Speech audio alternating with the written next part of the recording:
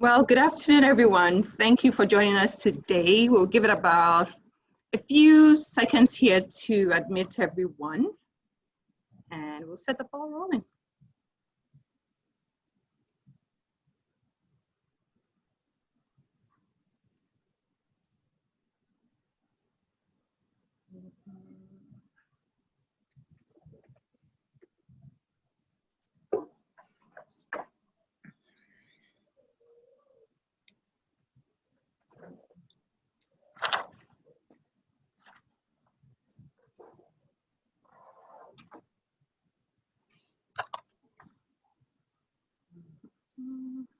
Well, so I guess it's a good time to start. Thank you again for joining us today.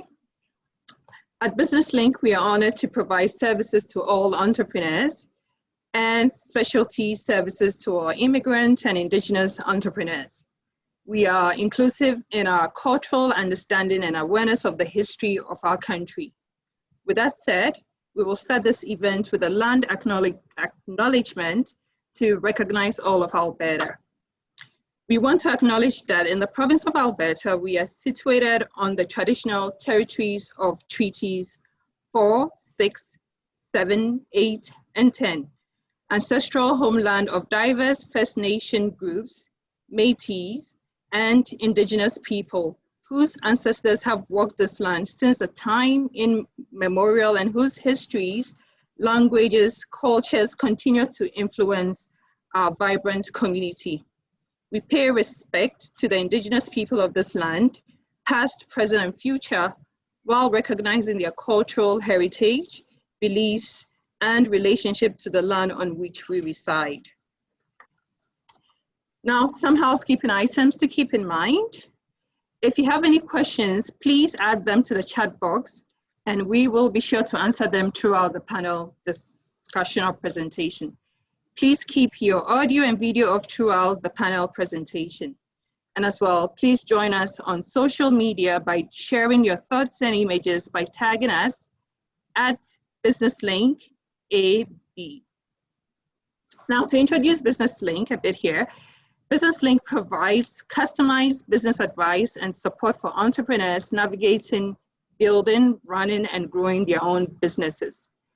We provide one-on-one support and guidance, market research, access to experts, training, networking opportunities, and specialized support for indigenous and immigrant entrepreneurs. BusinessLink strives to provide support services that will drive the growth of great Alberta businesses. Our team of business strategists are here to support you and will be your trusted advisors as you take the steps to starting and growing your own business in Alberta.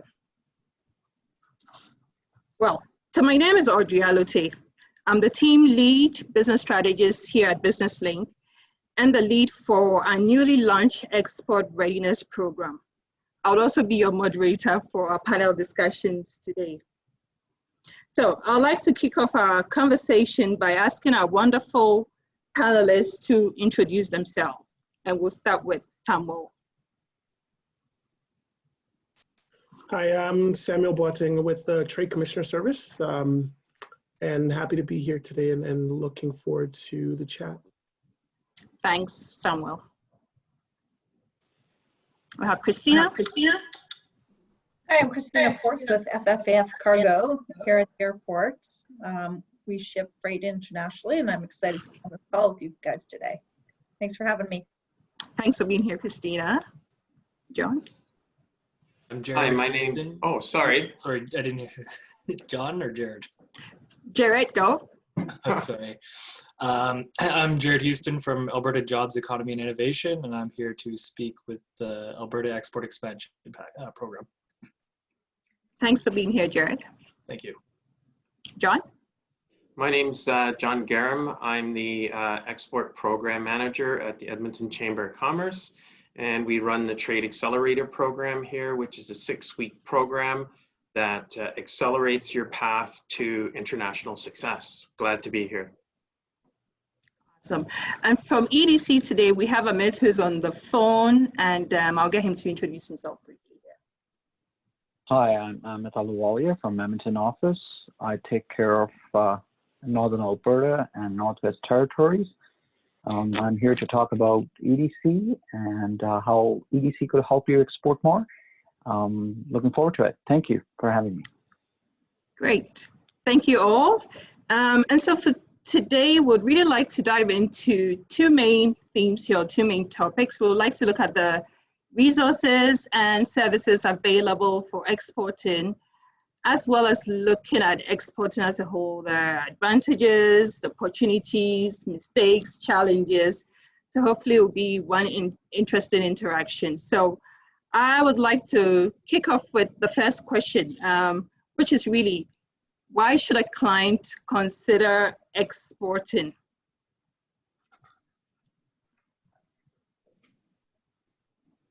Or before that, before we get into that, because I see my panel thinking here, how about you tell us about your organization and what you do, what you provide, be it funding, resources, training resources. We really would want to hear that. So we'll start with TCS.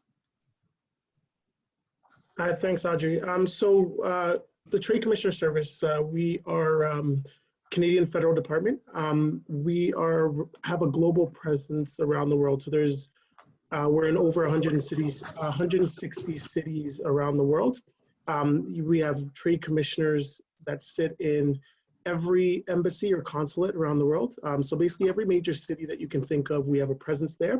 And our main role is to support Canadian businesses do business abroad. So whether you're looking to sell your product or service, or you're looking at developing partnerships, or even looking at investment opportunities, the Trade Commissioner Service provides support on that. And what we provide really is strategic advice, as well as in-market assessments of what is the opportunities and also what your strengths might be in a particular market. And we do that in a number of ways. I think the main way we do that is strategizing with companies to develop international business plans, as well as assessing their fit in particular markets. So you might have an idea that you might want to sell in China, but speaking with us, we might be able to, talk to you about what are the Chinese consumers looking for right now in the sector and the products that you're providing, and how that might be a fit for you. Or there might be other markets that might be a better fit for you in terms of some of the logistical challenges that you might have as a company. As well, one of the things that we provide to companies is qualified contacts in particular markets. So once you're ready to go in a market and you've assessed it and you're ready to go, we can help you provide who do you need to speak to in that market, be it potential clients, potential partners, or even service providers in that market that can help you take to the next level. In terms of aside from the services we provide, we also provide funding through our Can Export program, which provides direct financial assistance to companies that are looking to explore new markets or expand in markets that they're already doing business in. As well, we provide support on trade missions, as well as information sessions that we put on periodically in terms of free trade agreements, and any other things that might be, helpful or interesting for companies that are doing business abroad. And as well, we provide a wealth of just strategic advice, as well as a touch point and point of contact for companies that are looking at expanding their business internationally, or just wanting to learn more about what are some of their opportunities. Thanks, Samuel. That feels like a lot of services that you provide there. That's awesome. So yeah, we would have Amit from EDC. What are some of the resources and services that we can expect to get from EDC? Yeah, so just to get some context on what EDC is first. Yep. So EDC was established in 1944, and our mandate, we have a specific mandate, is to support and develop Canada's export trade. And we are the only export credit agency per se in Canada. So EDC is a crown corporation. We are self-sustaining, and we operate on commercial principles. So we don't provide any subsidies or grants. We charge market-based fees. competitive fees for all our financial solutions, pretty much. We have been experts in international trade since 1944, as I said. We manage and take on risk. We make it safer for Canadian business to grow beyond borders. And we have about 22 offices around the world in High Commission. And we work pari passu with TCS, which is Trade Commissioner Services as well.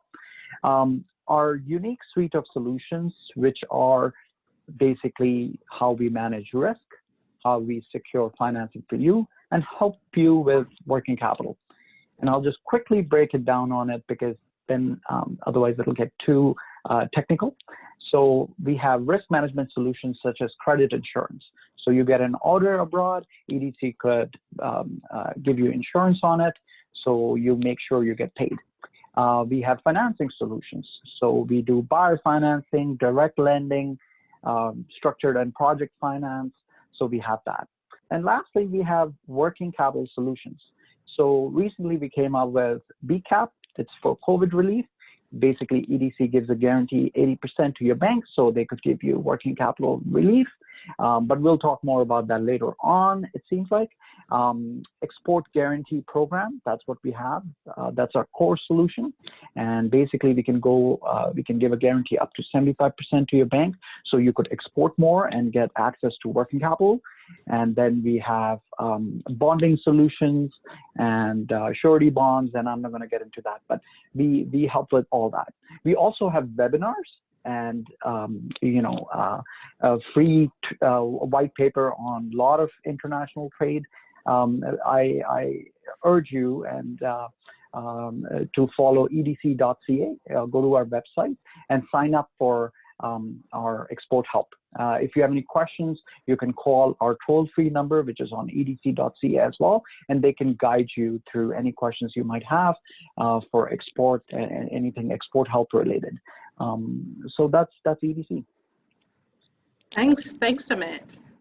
So for you, Jared, what about Export Expansion Program? What is it? So with the program delivery area that I work in, we have a variety of programs for businesses. One such them is the Alberta Export Expansion Program, which previously was known as a package and had a variety of different supports for trade missions. We work with connections through Alberta Innovates and the micro voucher for market entry plans. We can connect you with trade officers on a provincial level or industry experts in Alberta.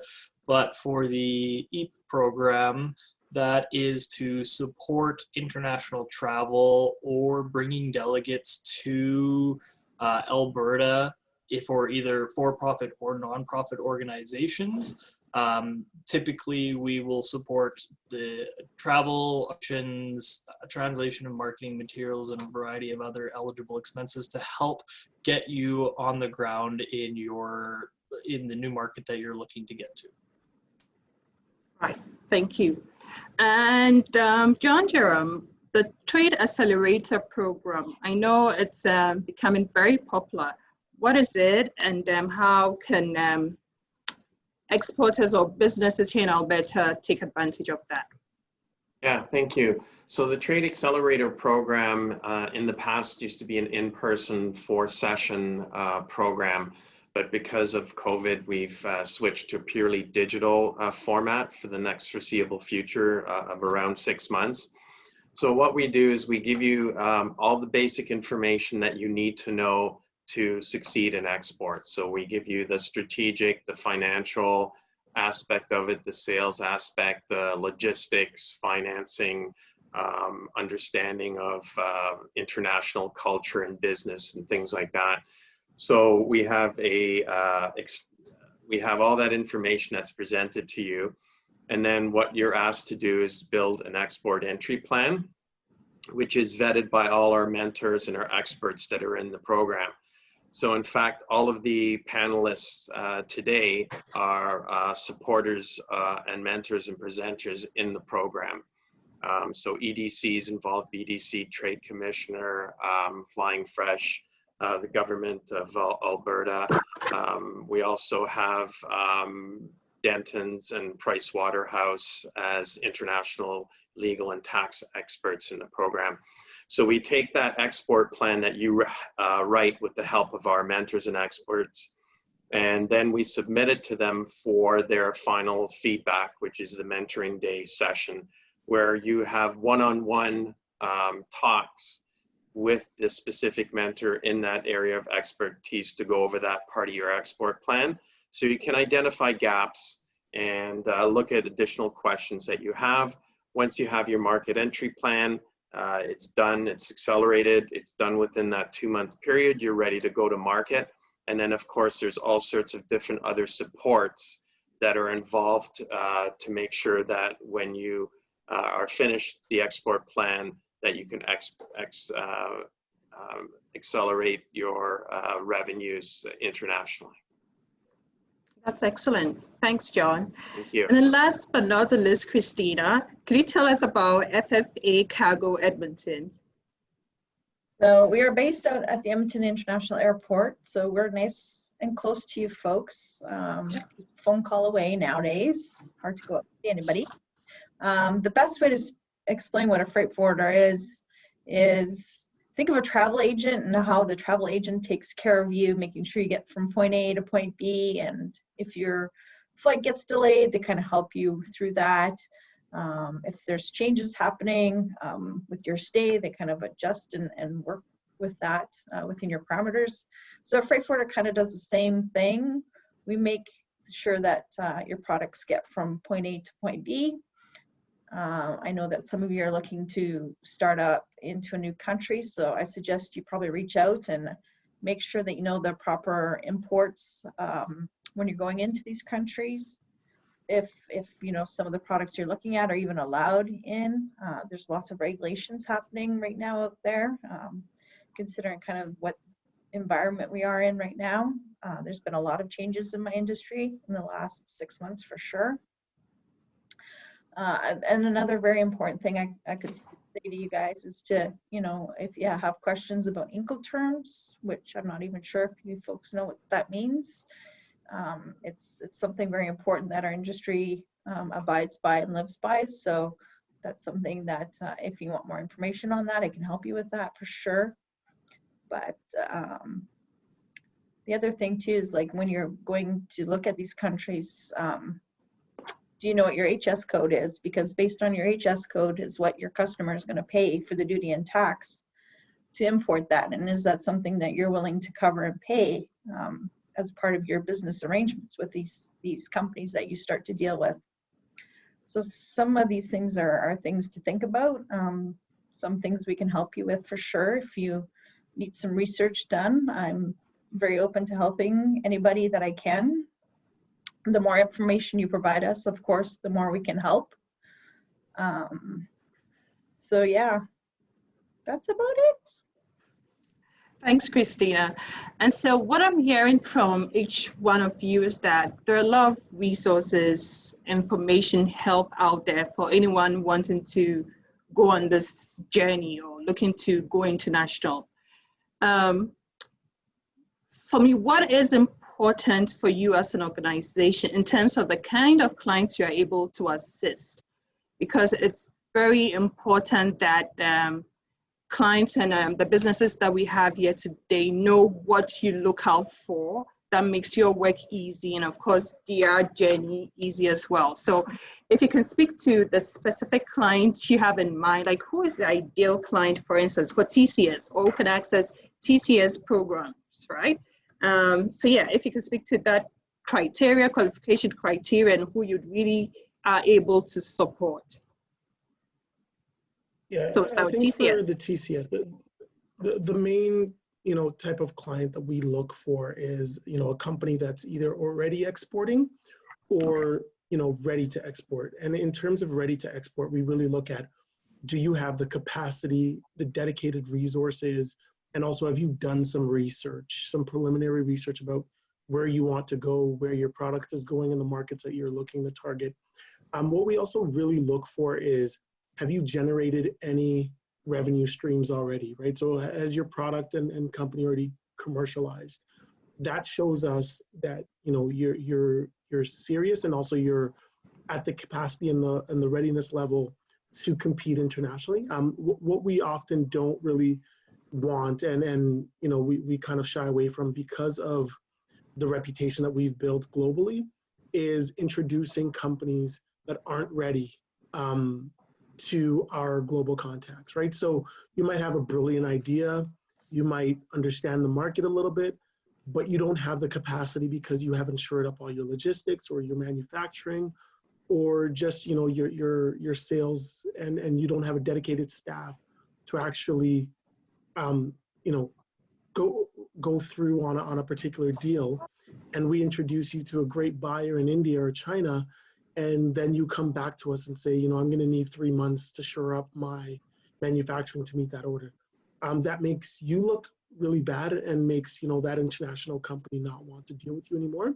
But that also puts us in a bad space where we lose a little bit of our credibility. We're very, very cautious about the type of companies we work with and type of companies we introduce to our foreign, you know, contacts. Great. What about the EDC? Same question. What kind of clients, or who is your ideal client or customer you're able to assist? Yeah, good question, actually. We basically help Canadian companies of all sizes and any stage of export or thinking about export, really. So as international risk exports, it doesn't really matter where you are. Maybe you're starting out and you need some resources. EDC could help with that. And mostly for me, if I'm working directly with the client, what we call is working capital solutions is we want to make sure the company is commercialized, have revenue stream, is positive on their cash flow, at least close to it. So we could do those financial solutions, or we could help them with the other financial solutions we have. Most of the times, EDC works with a bank, a financial institution. So financial institutions most likely want you to be at least self-sustaining revenue-wise, so they could give you more whatever financial product they're planning to give you with EDC's help. So normally we partner with the banks at all times. So that's something to be cognizant about. But we will work with anybody, companies of all sizes, shapes, forms, service company, goods and service. It could be just somebody exporting a good. So everyone is my client, especially TAP program, people who attend TAP program, because then you have an export plan. You know you're going to be exporting. I love working with folks who go through TAP program as well. Thank you. Thanks, Amit. And so from the provincial level for the trade expansion program, who can typically take advantage of that? So typically we're looking at the small, medium-sized enterprises as well. So we're looking for the kind of minimal Alberta requirements of having annual sales of at least 50 in Alberta. And then kind of like Samuel said, have done a little bit of the due diligence of having that market entry plan. Do you know where you want to go? Why do you want to go there? What's your product? Or do you have a product ready to sell that you're going to meet a potential buyer? We're looking for somebody who is kind of at that step and ready, but we're always willing to work with and have discussions with any company. We have a lot of connections from, like I said, our trade officers to our industry experts. Send us an email, send us a call, or give us a call, and we'll try and do our best to connect you with the person that you need in that moment of your business. We understand that you want to get to market really quick, but how do you do that? We'll connect you. Okay, and I know EDC already mentioned TAP. So again, who is eligible to sign up for the TAP? Yeah, it sort of echoes what a lot of the support organizations for TAP have as their criteria. So if we look to what Sam's criteria is and to what Amit's criteria and even Jared's, it says a lot about the program. But basically what we want to see is you have a product or service that has an advantage, a differential advantage in the market that you're going to. So it doesn't necessarily have to have one here domestically. We're looking in that market, is it a product that's different Because if you're going into the market with the same product as 3 or 4 other domestic organizations within that region or country have, then you're probably not going to be very successful. We're looking for companies that have capacity. That means not only money, but the time and effort that it takes to export. It's not easy, but it's very doable and it's very lucrative if you do it the right way. So typically we're looking for 500K annual revenue for the last 2 years. But having said that, there's some products or services that are highly sought after internationally. So if you're below that, we still consider you for the program. So really any small and medium enterprise that has a product or service that's ready to export, that has the capacity. And I would say we've had companies that were successful and tapped from 0 revenue. We have had the odd startup in there, all the way up to $10, $20 million revenue companies and everything in between. But the most important thing is you have the drive and you have the capacity and you have the product or service that's needed in that region. Then we can pull all that support together for you and make you successful. That's great. Thanks, John. And so Thank you. Christina, as a freight forwarder, who is that client who can really access what you provide? I feel like I'm part of the research team when it comes to dealing with the Trade Commissioner Service or EDC or even Jared's organization, where there's a little bit of homework that has to be done, like I've mentioned before. And so I've worked with TAP and had done some homework for some of these companies that were wanting to import into certain countries, and we have tools and resources here where we can look up information. I've seen, some trucks, SUVs being imported into some countries. Well, it depends which countries you're going into. You might not be allowed because those countries are controlling what they want in and out of their countries, actually. And some of that's done through what they charge on their tariffs, their HS codes, to kind of mitigate what they want coming in, right? Yeah. So if anything, I feel like I'm part of the research part of it all. Great. Which for me is the exciting piece to study anything. If you can just spend some time to do your research, your chances of success tend to be pretty high, right? And so we've heard about the resources, the programs that are out there. And for me, the take-home message here is there are resources and people are ready to help. But you'd have to fit into the type of client that whatever is being provided out there will make sense for both you as a business and the service provider. And I see there's a question here for Christina, which I'd like to jump in here with it. Are you only offering air freight services, Christina? Are you only offering air freight services, or is there also sea freight service you're offering? We do both. We do air freight and ocean freight. Air freight, as you know, it is still going on out there. And there's definitely been changes. People aren't traveling as much. It does affect the cargo side as well. So a lot of innovations happening too within the same breath of saying that. I mean, Air Cargo has actually ripped out seats on their planes and is flying full cargo on some of their larger aircraft. So again, I mean, there's a lot of innovation going on out there for sure. Awesome. And so we'll just jump into the second part of this discussion today. And we'll start with Christina, actually. What is exporting and why should anyone care about exporting? It opens up to new markets. It can grow your company depending who you deal with quite quickly. I have seen where people have gone on a trade mission to Japan and ended up with a very large company that they ended up getting a contract with, and then realizing, oh my goodness, I can't produce what they're asking me. And my response back to them was just say, you know what, we want to send you some sample shipments and let's start there. And so they were able to start with a smaller quantity and then build up to the larger quantities of where they're at now. And this company's been very successful in Edmonton doing that. So the trade missions do work. You do have to do your homework. You do have to follow up. You can't just go there and show up for a little bit and then come back and not really do any follow-up from that. I see that as a big weakness out there.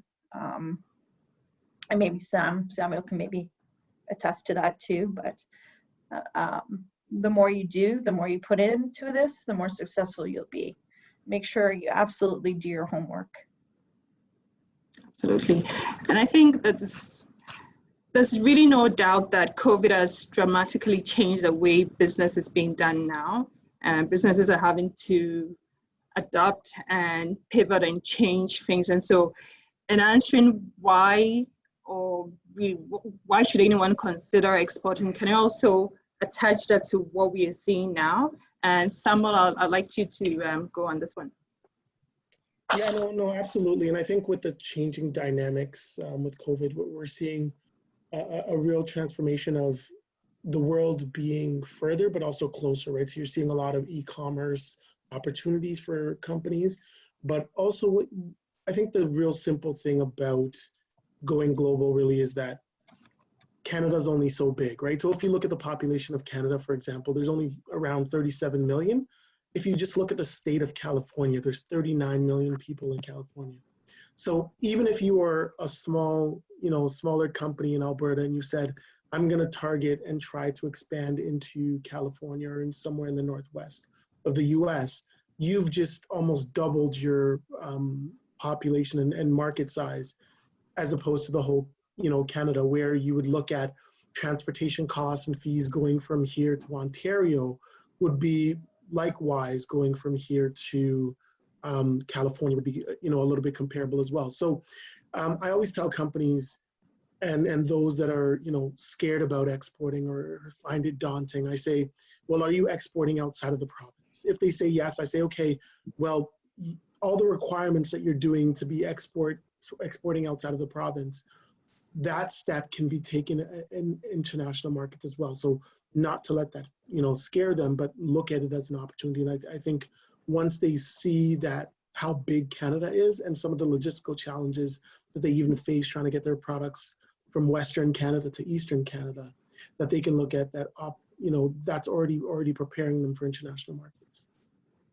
Great. And I mean, any one of you can jump in here. Why should anyone consider exporting? Well, if you're doing a seasonal product, so for instance, if you're manufacturing swimwear and beachwear here in Edmonton, and you want to export to Australia because it's summer there, for instance.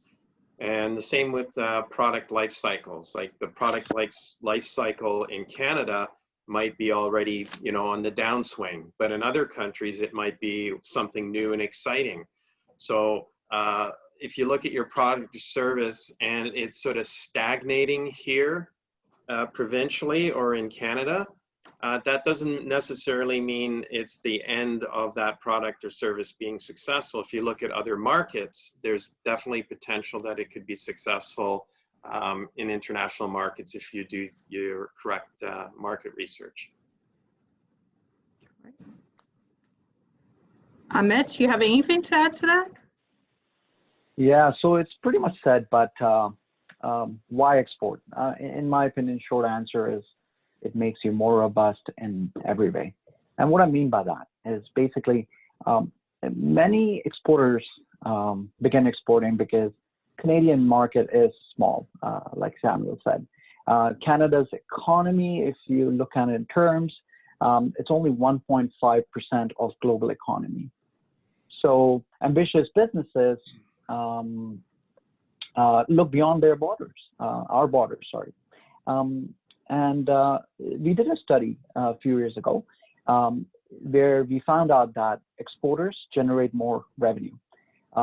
Exporters generate actually 121% more revenue.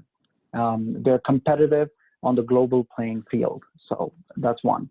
Second, it's less risky because greater market risk of spread. More customers to sell to, so you're able to handle the ebbs and flows of economic upturns, downturns. It also allows you to smooth out sales. So North and South hemispheres different seasons. So one region is ramping up, the other region is ramping down. And really, it leads to longer lasting, stronger companies, what I've seen. They experience 20% less risk as well. So yeah, those will be my thoughts. Great. What about you, Jared? And you can tie into challenges as well. Yeah, well, and that's kind of where I was thinking is we've seen businesses that want to, like, are brand new, they just got an idea, they just got a product, and they're taking it out there and they just want to hit the global market as quick as they can because they want to be the first one with their idea. And you know, in a globalized market, if somebody else comes up with that idea and gets it to those buyers or gets it to that country first, you kind of lost an opportunity. But we've also seen businesses that have been operating in Alberta for 25, 30 years, specifically like oil and gas and machining companies, where they have been operating. They were $1 million company and they did like their growth, but then obviously with the change in the oil and gas economy in Alberta, they still wanted to operate, and they realized that when they started looking into other places overseas or even down in Texas, that they had specialized techniques that nowhere else has ever seen. And then once they took that product to market, they blew up. They didn't even realize it because they were just under the impression that, well, if we do it here, I'm sure other places do it the exact same, where realistically any business in any industry could be doing it slightly different or slightly better or slightly cheaper that could blow other markets out of the water. And then you'd agree that the idea of exporting can be very daunting. Selling can be, and I would like to hear from participants here if anyone is feeling like that. And so we will speak to the opportunities that are available for exporting, but I also would like us to touch on the challenges so that people get that out of the way, right? And so yeah, are there any specific challenges to embarking on that journey? Yeah, I think a lot of it is a mindset. So we really sort of cover that and tap at the same time. Like, what's your mindset for export? If you have a fear of failure and you're just not sure, reach out to all these organizations, arm yourself with the information and have confidence in your organization and yourself, and you will find a way. So I think sometimes export scares people when they hear it because, you know, going to a foreign country, which is fine, but, you know, try to overcome those limitations. And another one I would say is a lack of market research. We've had a lot of tap companies come in where they were convinced their product was going to sell in country X because they didn't do a complete market research. And what happens, we find out through the steps we go through and tap, what that market research reveals is that country was completely wrong. And usually we can find them a region or country through research that they'll be successful in. And just to add on that, in terms of some of the challenges that we see and on a daily basis, and really one of the biggest one is the potential for fraud, right? So you're going into a market you don't know anything about, you receive an email from somebody saying they've checked out your website and they want to buy your product, and you get really excited and you exchange some emails, and you know, they say, you need to do this transaction at this bank because this country, we only do it through this bank and you have to send us your bank information. And, you know, surprisingly enough, it sounds, you know, a little bit, you know, ridiculous, but you'd be surprised at the amount of entrepreneurs that go down that line and feel that that's their only option. And I think one of the things that you'll get out of this chat today is there's a lot of resources around that you need to use, right? So I had a company who were looking for financial capital and financial investment, and then they were having a hard time with some of the banks here in Canada financing some of their projects. And they happened to get reached out to somebody on LinkedIn who told them that they work for a bank in the UAE and had a great LinkedIn, you know, profile, and drew up a contract from a bank, and everything looked legit. And they set up a meeting to go meet in the UAE.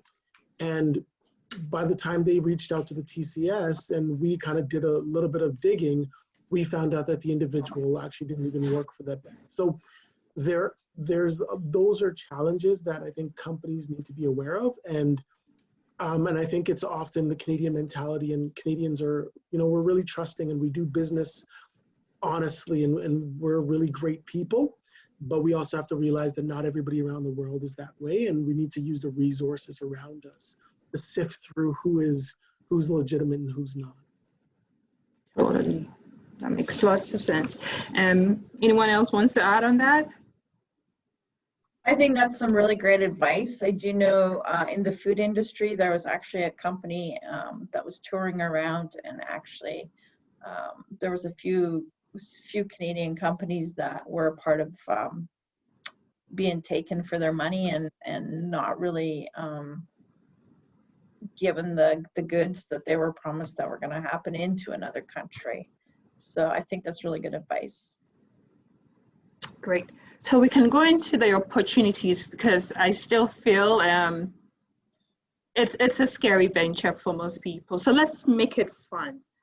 What are the opportunities with exporting? And I often say that you may not necessarily have a successful local market. If you have a great product or service, you just might be ready to go, international. So really, what are the opportunities with exporting? And let's break it down here. And anyone can go. Well, let's start with Amit, because he's on the phone. So Amit, go ahead. Yes. So, well, lots of opportunities, obviously, and we kind of covered and why you should export as well a little bit. But you could significantly expand your markets. You have to be less dependent on a single market per se, but let's say domestic market. So it gives you that playing field. And then the other thing is greater production can lead to larger economies of scale and obviously better margins. Again, we come to growth in revenue eventually. So yeah, there are tons of opportunities abroad, and utilize all the resources. Everyone on here's panel seems like an expert, are experts in what they do, and EDC is willing to help. We can help you if you have to know a little bit about challenges with permits or whatever it may be. EDC can guide you through that process as well. So the opportunities are endless. Is just make sure you have a plan, export plan, and you know what you're doing on that end. And yeah. Great. Jared, what do you think? Aside the EAP or the Export Expansion Program, what are the opportunities for anyone thinking global? I think it just, you learn a lot. You learn a lot about your business. You meet investors or buyers that ask different questions, that challenge you. You learn more about what you can and can't do. And I think it just makes you understand, like, you might be an expert in your business and what you do, but going global and learning all those other techniques and how to talk to people can even help in turning that and connecting with buyers or investors that are local, and just having those connections. And once you kind of get out there, if you're a global name, even people in Alberta will recognize you a little bit more, and you can continue to build domestically. Yeah. Have anything to add to that, John? Yeah, what I see is a lot of companies in TAP will sometimes pivot on their idea or their product or service. And I would say, if you look to now in the immediate future, in the next year or two, how will COVID affect products and services that you offer, and how can you get ahead of the curve by planning on that now? Because if you do it now, you're going to have an advantage and a jump on your competitors.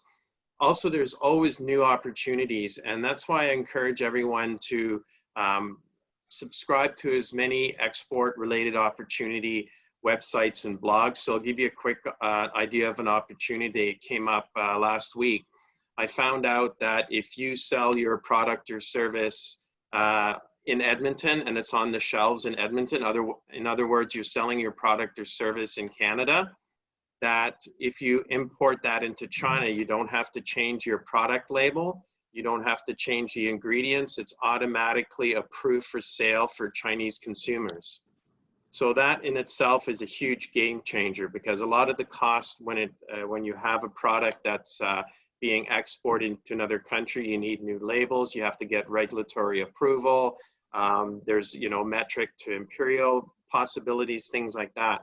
So just with that piece of information there could be lots of new opportunities for companies that haven't explored export before. And what about the Made in Canada brand? Is there a way to leverage that? Yeah, absolutely. That's a huge advantage internationally. So we had huge success with companies that produced natural health products here in Alberta, because the Alberta brand, although internationally is not very well known, if you use the Canada word, they understand that to mean clean, fresh, green, all those kind of products that a lot of consumers internationally are looking for. So that Canada brand is huge internationally, except for the United States. So if you are exporting something to the United States, make sure you exchange the Made in Canada for the Made in USA, and you'll just do fine. Great advice there. So Samuel, do you have anything to add to that, the opportunities?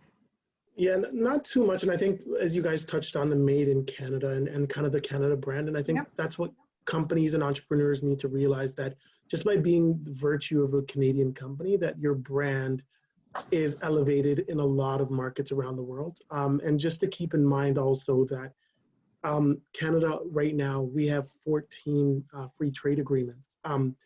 And that in itself is an advantage for companies doing business abroad, because now you can find markets that you're not paying any tariffs, or your tariffs are significantly reduced, and in most cases reduced to your competitors like the US. There's many countries that we have free trade agreements with that the United States don't.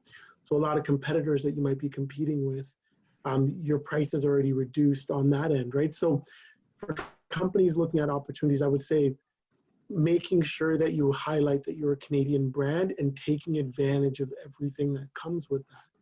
But then also doing some research as what does Canada who does Canada have free trade agreements with, and how can I leverage that to be more cost competitive in those markets as well.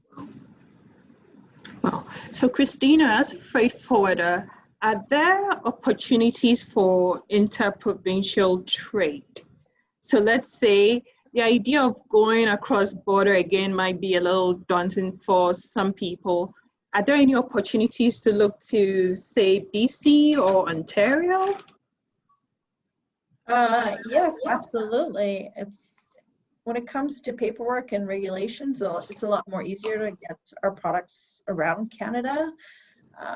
And when we talk about free trade agreements, one of them would be CUSMA, that's been in the news quite a lot lately, which is the US, Mexico, Canada trade agreement, which, if you don't want to go overseas and kind of stay more North America, that's a really good trade agreement to look at. And, depending on what your commodity is, I mean, you've heard steel come up in the news that they were going to put high tariffs between Trump and Trudeau, kind of, to, I don't know, make that interesting. So that's when when you start doing your market research, that's one good trade agreement that is very, it could be very like shifting where you want to go, because I know with CUSMA, there's a lot of Canadian companies that opened up in Mexico that were dealing overseas, that they, it was more manageable for them to make commute to Mexico instead of going over into India or into Asia. So just, there's a lot of things to think about. Well, anyone else with any thoughts on interprovincial trade? Yeah, maybe I'll just jump in here. And I think for interprovincial trade, it's really, really, really useful, especially for us, because it gives us a good gauge of, are you ready, right? So we looked at as the baseline question for us. Are you, exporting to other provinces as well? Because that shows us that you have the capacity, you have the reach, and then also that your logistics are in place, right? And that helps you now navigate to international markets. And I often tell companies that most of the regulations that other provinces, look for, especially with some of the clients I deal with on the food side, if you have to export your food from Alberta to Ontario, most of the regulations are going to be pretty much the same that you would need or if you were exporting your food product from Alberta to the US, right? So if you can do that and master that and understand that, it gives you a good advantage and good preparation to compete internationally. So sometimes it's just a matter of what it is. So if it's food, it's pretty easy, but there are some interprovincial trade barriers that you have to consider. So it's easier to export your beer into the States than export it into British Columbia because there's these huge trade barriers interprovincially. One of the biggest ones is liquor and beer and so forth. So I know here at the Chamber, we're looking to try to eliminate those trade barriers, because if we don't have free trade interprovincially in Canada, then what are we doing saying we should have international free trade? So there's tons of opportunity with no barriers, absolutely, but make sure you do your research before you look interprovincially versus international. Absolutely. And I think the thing with interprovincial trade, it gives you a great testing grounds for companies. They are not sure if they're ready because, like you said, some of the trade barriers are about the same as going to Europe or sending your products right across to the States. So I feel it's very important that you look within, start small if possible, and then look to where entry barriers are low or non-existent to start, right? Yeah, go ahead. Sorry, we've had a lot of TAP participants that have come in that say, gee, we wanted to export to Japan, but through the process, they find out that maybe it'd be better if we expanded to Ontario or BC. And they use those learning points and those steps to, in 2 or 3 years after successful doing that, to start international trade. So absolutely, it's a great way to get your feet wet on trading beyond your provincial borders. Great.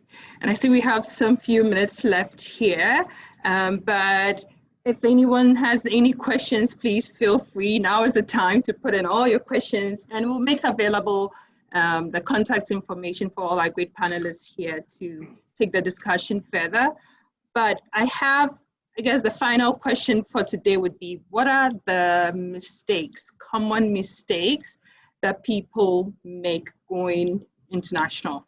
And we'll go across. So we'll start with Jared this time. Kind of what I've seen is not sticking to it, giving up, hitting one barrier and not continuing through.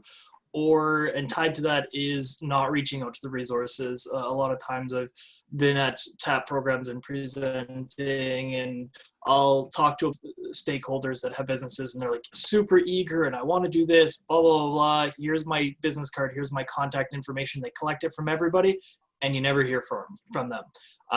It's easy to be motivated when you're in the discussions and you're ready, but then tomorrow you're bombarded with your normal day-to-day work. So it's stick to it. Reach out to those contacts. Just because you hit one barrier, there's a variety of people that will help you through it. Thank you. John? Yeah, I would say one of the biggest mistakes is not planning or planning incorrectly and assuming things. So assuming that business is done similar in the United States than it is in Canada. Yes, there are a lot of similarities between the two, but there's a lot of differences, specifically in tax and so forth. So the biggest mistake I see is not getting enough market information, not preparing yourself successfully. I've seen companies that haven't planned, gone to export. They might have a bit of success and then they fold their tent and they go back to Canada. And we've had a couple of those companies come into TAP. And when they do go through the export plan process and get all their ducks in line and then enter their market, the chances of them being successful are a lot higher. So I would say planning and getting that right information. And like Jared said, keep yourself motivated and have the mindset long-term for success. You're not going to be exporting next week or next month. It's going to take 6 months, year, 2 years, whatever it is. Be prepared for the long run, but be prepared for a really good result once you put your work in. It will take time, that's what I heard you say, but it is doable with some planning. Yeah. Great. Christina, what are some of the common mistakes? Or maybe just one. I have a few. Go ahead. So, John laughs. When you go into other countries, think of their traditions, because what's allowable here may not be allowable there. Keep in mind holidays as well. There's always holidays going on out there in all the other countries. So one of the good examples, we just had Thanksgiving here. Well, the US doesn't have Thanksgiving. Theirs isn't until November. So things like that, kind of keep that in mind. When you start looking, you know, what's required to export out of Canada, make sure that your GST is actually set up for import-export, which is a simple phone call to the government saying, we want to import-export. We need that first step actually done before we can even help you export your products out. So that would be a very important kind of common mistake when people start getting ready to export out. Great. Thanks, Christina. And Samuel? Yeah, no, I think everybody's mentioned most of the big common mistakes, but I think just reiterating in terms of not using your available resources, right? So you have a wealth of resources, and I often look at Alberta as a province and kind of, you know, you get it from the municipality. The city of Edmonton has a lot of programs. The province has a lot of programs, and us on the federal side, we have a lot of programs. And then you have service providers like Christina as well. So there's a wealth of resources available, and I think people just need to, you know, tap into them. And oftentimes, I think we have the perception that these resources are going to cost me money. And I think maybe I'll speak for Christina. An email or a conversation for Christina is not going to cost you a lot of money. Nothing. I think she'll do it for free. Maybe you I mentioned my name in the email. She'll do she'll respond to you for free. But I think we have to do the conversation. You know, we have to use those resources, but then also we have to do a lot of research in terms of the markets that we're going into, right? So as Christina mentioned, what's the culture of, you know, the country that I'm going into? Is sending an email in this culture, you know, the best way to introduce myself to a contact? Or is picking up the phone? Or is meeting in person the right way to seal deals, right? So I've seen companies where they've gone to a trade show, they've collected a lot of contact cards, and they've said, I've done great at this trade show, I have 100 business cards. But the market that they're going into, emails and phone calls mean absolutely nothing. You have to be in that market, meeting that person constantly to actually close deals. So they'll send 100 emails and they'll receive nothing back, and then they'll reach out to us and say, this trade show you organized was a waste of time. I got 100 cards and nobody responded to me. But doing that research and understanding that this might be a market where I have 100 contacts, but what my contacts want is for me to give them a call and set up a follow-up meeting to meet with them face-to-face and to keep going back to them until we can kind of agree on what they're looking for and if I can meet that as well. So I think those are the big mistakes that I see from companies, just the assumptions that business is the same here in Canada, where I can shoot a cold call email to 100 potential clients and get some responses back right away everywhere. Thanks, Samuel. And I'm really sorry we'll go a little beyond time here. It's almost 2 o'clock. But one of the things that you said, and which resonates to me and the way I deal with my clients, I feel it's unforgivable as an entrepreneur not to take advantage of resources out there, especially free resources.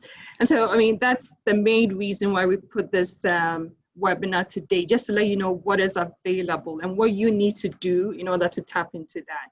So I'll leave the last word here today with Amit. What is that one mistake that you find clients wanting to go global do? I think everything is pretty much covered, but the financial angle is what EDC looks at, and I think it's really important. You cover your risk, so if there's a foreign buyer, make sure you put an insurance on that receivable. You need to make sure you have access to capital. Do you have enough cash to undertake contracts? So these are the things to look at. And like everyone said, use your resources. If you go to edc.ca website, you can see country and market info. Pretty much every country stated out if we have any sanctions on them, or if we could actually do funding for that certain country or not. So all that information is free of cost. Utilize it to your benefit, and go and export. Great. Go and export, the gentleman said. And so I'd like to thank you all, our panelists today, for such a wonderful session.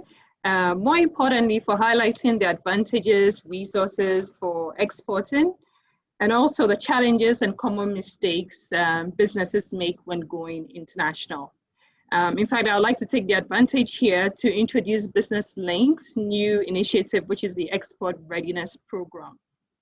As mentioned by each of our panelists, the most common mistake people make is the lack of proper planning when considering global. That is, not doing enough market research or learning about your market of interest. The truth is, it can certainly be daunting. I mean, people get really scared about that, and I totally get it. And hence, our Export Readiness Program has been carefully put together to help you overcome these challenges by providing that one-on-one, or if you like, the hand-holding support to help you develop your international market entry strategy.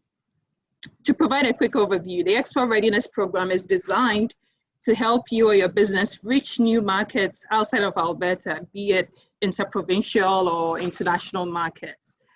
Whether you are at the planning stage or have been operational for a few years, the Export Readiness Program is available to help you. To connect one-on-one with a Business Link strategist for guidance as we provide planning materials, resources, and ongoing support to make business export ready. The Export Readiness Program will help you complete an export and business readiness assessment, create an export business model, complete your international market entry strategies, without which you may not be able to access any of our great resources here, because you need to show them that you are serious and you know where you're going into. And last but not the least, be connected to support services and professional. And so one of the key things we will be doing with this program is to prep you for these wonderful resources, to be able to access TCS support, EDC, be able to go onto TAB because you've done your market research, just to help you along the entire journey within the ecosystem. There are a lot of support programs, but we certainly want to help you get to that and be able to access that. And so please head over to our website, businesslink.ca/export, and check out the resources that we have laid out for you. I guess the take-home message here is think big, think global, and we will be more than happy to help you on this journey. So thank you all for joining us today. A quick reminder here, you would receive an email from Business Link with a link to a short online survey. Please take a moment to let us know what you thought of our events today. These surveys are very important to Business Link and our funding partners. And also a reminder of our upcoming events. Visit our website again. We will be hosting a webinar on Are You Ready to Export? This will be on October 29th. And also sign up for our weekly newsletter to stay informed on what's happening at Business Link, and join us on our social media channels as well. With that said, thank you so very much for today, and have a wonderful rest of your day. Thank you. Thank you. Thank you. Thank you. Bye.